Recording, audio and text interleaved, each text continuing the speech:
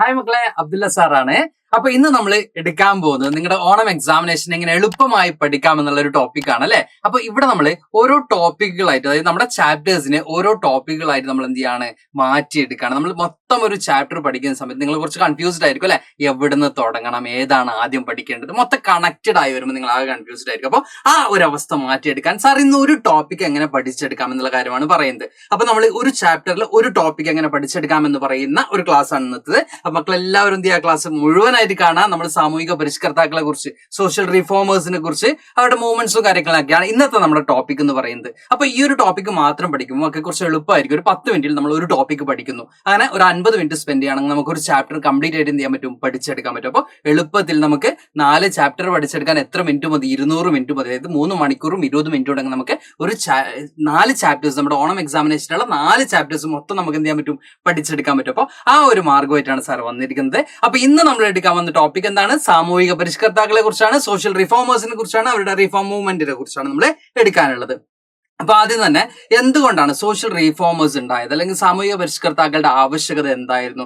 സൊസൈറ്റിയിൽ ഉണ്ടായിട്ടുള്ള പല എവിൾ പ്രാക്ടീസസിനെയും അല്ലെങ്കിൽ സമൂഹത്തിൽ നിലനിന്നിരുന്ന പല അനാചാരങ്ങളെയും എതിർക്കുവാൻ വേണ്ടി, അതായത് നിലവിലുള്ള വ്യവസ്ഥയിൽ മാറ്റം വരണം. നിലവിലുള്ള വ്യവസ്ഥയിൽ എന്തുണ്ട്, പോരായ്മകളുണ്ട്, അല്ലെങ്കിൽ അതിൽ കുറവുകളുണ്ട്, അതിൽ കുറെ എന്താ പറയാ ഡിമെറിറ്റ്സ് ഉണ്ട്, അല്ലെങ്കിൽ ഡിസ്അഡ്വാൻറ്റേജസ് ഉണ്ട്. അതിലൊക്കെ കുറച്ച് ചേഞ്ചസ് കൊണ്ടുവരാൻ വേണ്ടിയാണ് എന്ത് സ്റ്റാർട്ട് ചെയ്തിട്ടുള്ളത്, സോഷ്യൽ റീഫോം മൂവ്മെന്റ്സ് സ്റ്റാർട്ട് ചെയ്തിട്ടുള്ളത്. സാർ പറഞ്ഞിരുന്നു അല്ലെ, നിങ്ങൾ ക്ലാസ് എടുക്കുന്ന സമയത്ത് സാർ ഒരു കാര്യം പറഞ്ഞിരുന്നു. അതായത് എന്താ, നമ്മളിപ്പോ നമ്മുടെ ക്ലാസ് റൂം ഒക്കെ വൃത്തികേടായി കിടക്കുകയാണെങ്കിൽ നമുക്ക് ക്ലാസ്സിൽ ഇരിക്കാൻ ബുദ്ധിമുട്ടായിരിക്കും അല്ലെ. അപ്പൊ നമ്മൾ എന്ത് ചെയ്യും, ക്ലാസ് റൂം ക്ലീൻ ചെയ്യും അല്ലെ.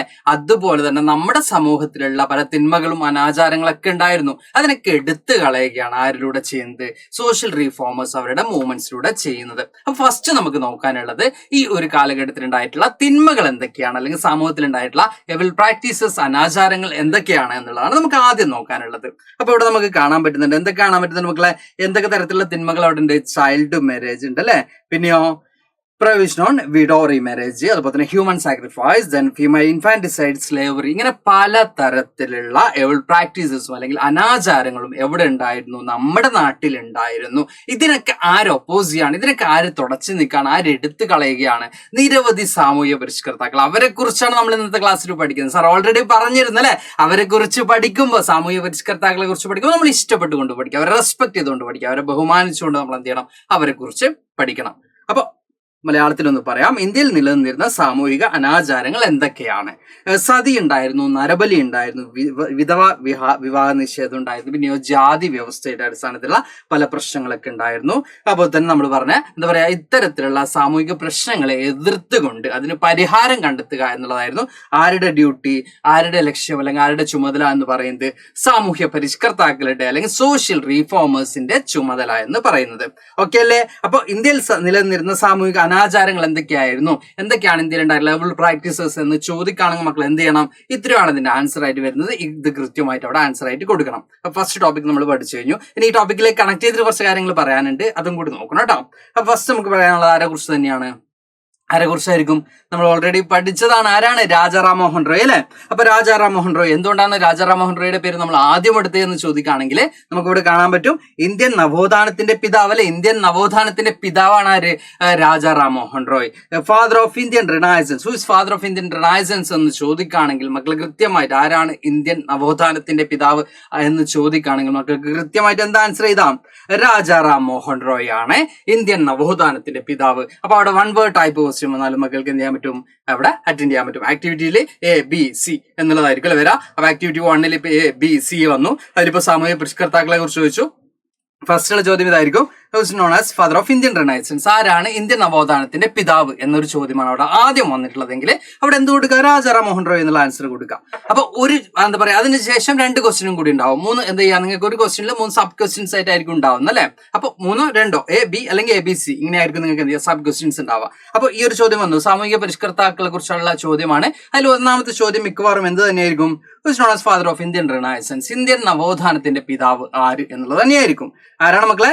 രാജാ റാം മോഹൻ റോയ് ആണ് ഇന്ത്യൻ നവോത്ഥാനത്തിന്റെ പിതാവ് എന്നറിയപ്പെടുന്നത്. ഇനി നമ്മളിവിടെ എന്താണ് എന്തുകൊണ്ടാണ് അദ്ദേഹത്തിന് ഇന്ത്യൻ നവോത്ഥാനത്തിന്റെ പിതാവ് എന്നൊക്കെ പറയുന്നത് എന്നുള്ളത് നമുക്ക് നോക്കാം അല്ലെ. നോക്കാം. His efforts led to the abolition of sati. Sati abolish ചെയ്യാൻ, സതി നിരോധിക്കാനുള്ള സാഹചര്യത്തിലേക്ക് എന്ത് ചെയ്തിട്ടുണ്ട്, എത്തിച്ചത് ആര് തന്നെയാണ്, ആരുടെ പ്രവൃത്തി തന്നെയാണ്? രാജാ റാം മോഹൻ റോയുടെ പ്രവൃത്തി തന്നെയാണ്. ആരാണ് സതി നിരോധിച്ചത്? ഹു അബോളിഷ് സതി എന്ന് ചോദിക്കുകയാണെങ്കിൽ ആരാണ് സതി നിരോധിച്ചത്? ലോർഡ് വില്യം ബെന്റിക് അല്ലെ. ലോർഡ് വില്യം ബെന്റിക് ആണ് എന്ത് ചെയ്തിട്ടുള്ളത്? സതി അബോളിഷ് ചെയ്തിട്ടുള്ളത്, സതി നിരോധിച്ചിട്ടുള്ളത്. ഏത് ഇയർ ആണ്? 1829 അല്ലെ, 1829 ലോർഡ് വില്യം ബെന്റിക് എന്ത് ചെയ്യുന്നത്? സതി അബോളിഷ് ചെയ്തിട്ടുള്ളത്. ആരായിരുന്നു വില്യം ബെന്റിക്? അന്നത്തെ ഗവർണർ ജനറൽ ആയിരുന്നു. അന്നത്തെ ഇന്ത്യയിലെ ഗവർണർ ജനറൽ ആയിരുന്നു ആര്? William Bentinck. അദ്ദേഹമാണ് എന്ത് ചെയ്തിട്ടുള്ളത്? സതി അബോളിഷ് ചെയ്തിട്ടുള്ളത്. ആരുടെ ആക്ടിവിറ്റിയുടെ ഭാഗമായിട്ടാണ്? ആരുടെ പ്രവർത്തനത്തിന്റെ ഭാഗമായിട്ടാണ്? രാജാ റാം മോഹൻ റോയിയുടെ, ഫാദർ ഓഫ് ഇന്ത്യൻ റിനൈസൻസ് ആയ രാജാ റാം മോഹൻ റോയിയുടെ പ്രവർത്തനത്തിന്റെ ഭാഗമായിട്ടാണ് സതി അബോളിഷ് ചെയ്യുന്നത്. അപ്പൊ സതിയെ ഒപ്പോസ് ചെയ്യുക, സതിക്ക് എഗെയിൻസ്റ്റ് ആയിട്ട്, സതി എന്ന് പറയുന്ന അനാചാരത്തിനെ എതിർത്തുകൊണ്ട് ശബ്ദമുയർത്തിയ ഒരു സാമൂഹ്യ പരിഷ്കർത്താവായിരുന്നു ആര്? രാജാ റാം മോഹൻ റോയ്. അപ്പൊ രാജാ റാം മോഹൻ റോയെ കുറിച്ച് എഴുതുക എന്ന് ചോദിക്കുമ്പോൾ അദ്ദേഹം നടത്തിയിട്ടുള്ള ചില മൂവ്മെന്റ്സ് നമ്മൾ എഴുതുമ്പോൾ അതിൽ ഒന്നാമതായിട്ട് തന്നെ നമുക്ക് എന്ത് കൊടുക്കാം? അദ്ദേഹം എന്തിനു വേണ്ടി പ്രവർത്തിച്ചിട്ടുണ്ട്? സതിയെ എതിർത്തുകൊണ്ട് അദ്ദേഹം എന്ത് ചെയ്തിട്ടുണ്ട്? പ്രവർത്തിച്ചിട്ടുള്ളതായിട്ട് നമുക്ക് കാണാൻ പറ്റും. പിന്നെ നമ്മളോട് പറയുന്നുണ്ട് ഹി ഫൗണ്ടഡ് ബ്രഹ്മസമാജ് ആണ് ആര് ഫൗണ്ട് ചെയ്തിട്ടുള്ളത്? രാജാ റാം മോഹൻ റോയ് ഫൗണ്ട് ചെയ്തിട്ടുള്ള മൂവ്മെന്റ് എന്ന് പറയുന്നത്, അല്ലെങ്കിൽ പ്രസ്ഥാനം എന്ന് പറയുന്നത്. എന്താണ് മക്കളെ പ്രസ്ഥാനം? ബ്രഹ്മസമാജ്. ബ്രഹ്മസമാജം എന്ന് പറയുന്ന പ്രസ്ഥാനമാണ് ആര് രൂപീകരിച്ചിട്ടുള്ളത്? രാജാ റാം മോഹൻ റോയ്. എന്തിനു വേണ്ടിയാണ്?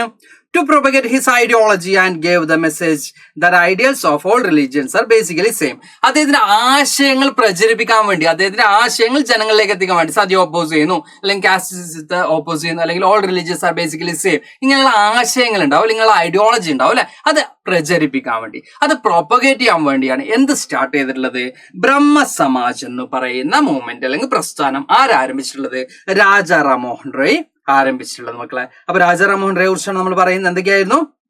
സതി, ശൈശവിവാഹം എന്നീ അനാചാരങ്ങൾക്കെതിരെ ശബ്ദമുയർത്തി. പിന്നെയോ തന്റെ ആശയങ്ങൾ പ്രചരിപ്പിക്കുന്നതിന് വേണ്ടി, ഐഡിയോളജി പ്രൊപ്പഗേറ്റ് ചെയ്യുന്നതിന് വേണ്ടി എന്ത് സ്ഥാപിച്ചു? ബ്രഹ്മസമാജം സ്ഥാപിച്ചു. പിന്നെയോ ബ്രിട്ടീഷ് ഗവർണർ ജനറൽ ആയിരുന്ന വില്യം ബെന്റിക് പ്രഭു ആണ് സതി നിരോധിച്ചത്. സതി നിരോധിച്ചത് ആരാണ്? വില്യം ബെന്റിക് ആണ്. എപ്പോഴാണ്?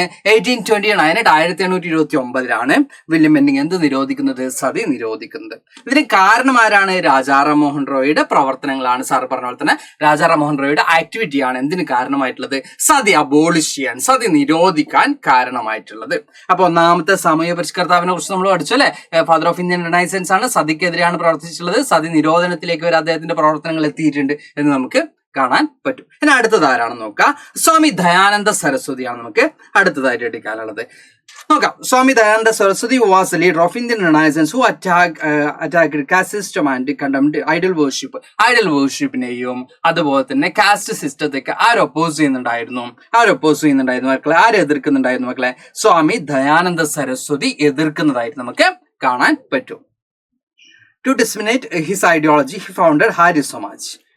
എന്താണ് അദ്ദേഹം സാധിച്ചത്? അദ്ദേഹത്തിന്റെ ആശയങ്ങൾ പ്രചരിപ്പിക്കാൻ വേണ്ടി എന്താ സ്ഥാപിച്ചിട്ടുള്ളത്? ആര്യ സമാജാണ് ആര് സ്ഥാപിച്ചിട്ടുള്ളത്? സ്വാമി ദയാനന്ദ സരസ്വതി സ്ഥാപിച്ചിട്ടുള്ളതായിരുന്നു നമുക്ക് കാണാൻ പറ്റുന്നത്. സ്വാമി ദയാനന്ദ സരസ്വതി സ്ഥാപിച്ചിട്ടുള്ള മൂവ്മെന്റ് ആണെന്ത്? ആര്യ സമാജ് എന്ന് പറയുന്നത്. സ്വാമി ദയാനന്ദ സരസ്വതിയാണ് ആര്യ സമാജ് എന്ന് പറയുന്ന എന്ത് ചെയ്തിട്ടുള്ളത്? പ്രസ്ഥാനം ആരംഭിച്ചിട്ടുള്ളത് നമുക്ക് കാണാൻ പറ്റും. ആരാണ് മക്കളെ? സ്വാമി ദയാനന്ദ സരസ്വതിയാണ് ആര്യ സമാജ്. മറക്കരുത്, ബ്രഹ്മസമാജ് അല്ല. ബ്രഹ്മസമാജ് ആരായിരുന്നു? രാജാ റാം മോഹൻ റോയ് അല്ലെ. ആര്യ സമാജിലെത്തുമ്പോൾ ആരാണ്? സ്വാമി ദയാനന്ദ സരസ്വതിയാണ് എന്ത് സ്ഥാപിച്ചിട്ടുള്ളത്? ആര്യ സമാജ് സ്ഥാപിച്ചിട്ടുള്ളത്. എന്തിനു വേണ്ടിയാണ്? അദ്ദേഹത്തിന്റെ ആശയങ്ങൾ പ്രചരിപ്പിക്കുന്നതിന് വേണ്ടിയാണ് ആര്യ സമാജ് സ്ഥാപിച്ചിട്ടുള്ളത്. അപ്പൊ ജാതി വ്യവസ്ഥയും വിഗ്രഹാരാധനയും എതിർത്തിട്ടുള്ള ഒരു സാമൂഹ്യ പരിഷ്കർത്താവാണ്, അല്ലെങ്കിൽ ഒരു നവോത്ഥാന നായകനാണ് ആര്? സ്വാമി ദയാനന്ദ സരസ്വതി എന്ന് പറയുന്നത്.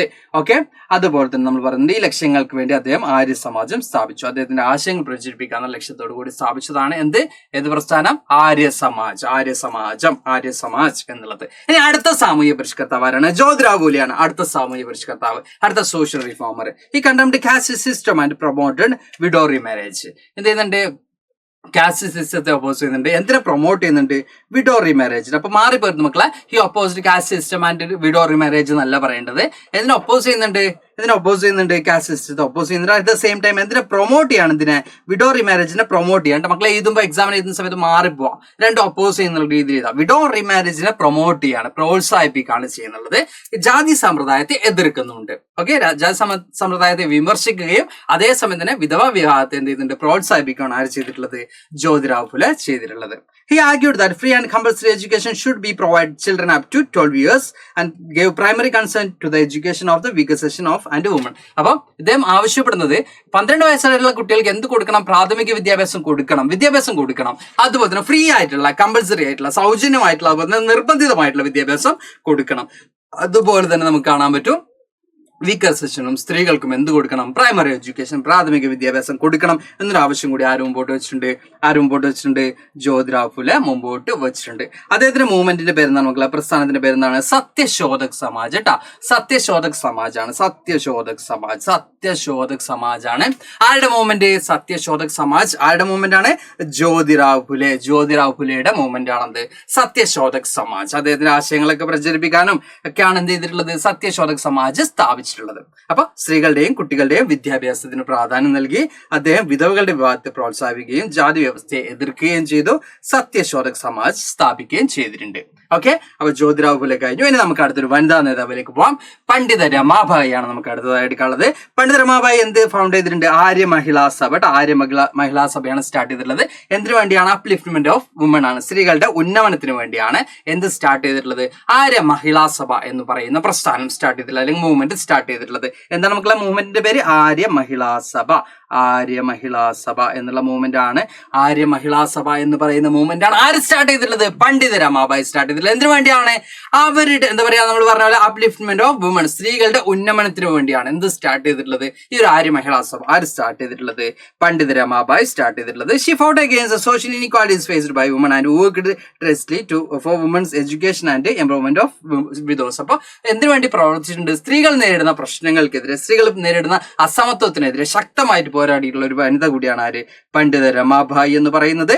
അതുപോലെ തന്നെ സ്ത്രീകളുടെ വിദ്യാഭ്യാസത്തിനും സ്ത്രീകളുടെ ഉന്നമനത്തിനും സ്ത്രീകളുടെ വളർച്ചയ്ക്കൊക്കെ ഉയർച്ചയ്ക്കൊക്കെ വേണ്ടി ഏറ്റവും കൂടുതൽ പ്രവർത്തിച്ചിട്ടുള്ള വ്യക്തി കൂടിയാണ് ആര്? പണ്ഡിത രമാബായി നമുക്ക് കാണാൻ പറ്റും. സ്ത്രീകളുടെ ഉന്നമനത്തിനായിട്ടാണ് എന്ത് സ്ഥാപിച്ചിട്ടുള്ളത്? ആര്യ മഹിളാ സഭ എന്ന സംഘടന സ്ഥാപിച്ചിട്ടുള്ളത്.